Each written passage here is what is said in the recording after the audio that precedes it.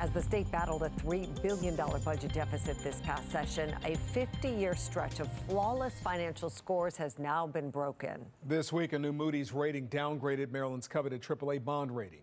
New tonight, who's to blame for that downgrade remains up for debate. Fox 45's Rebecca Pryor has more.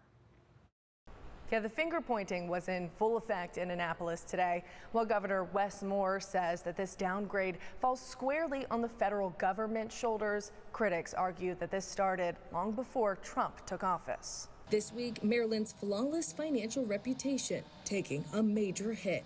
For the first time in half a century, the state losing its coveted AAA bond rating.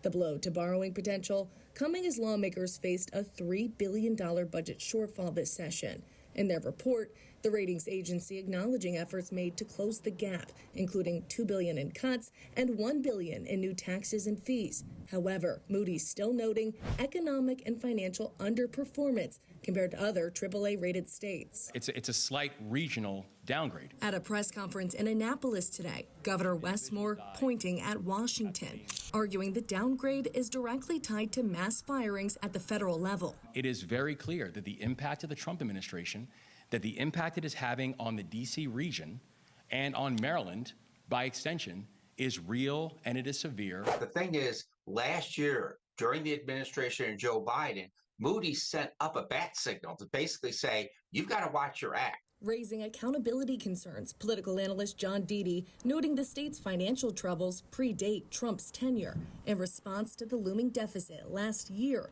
Moody's reducing the state's financial outlook from stable to negative. And last session, instead of dealing with the rising Medicaid situation, instead of making changes and cuts to the blueprint that would have been more dramatic, they basically, said, we're going to continue on our way. It's absurd to blame anybody else but their failed leadership. Republican lawmakers arguing reckless state spending drove the downgrade, not federal layoffs. Governor Hogan, when he left office, he left the Democrat supermajority billions in surplus.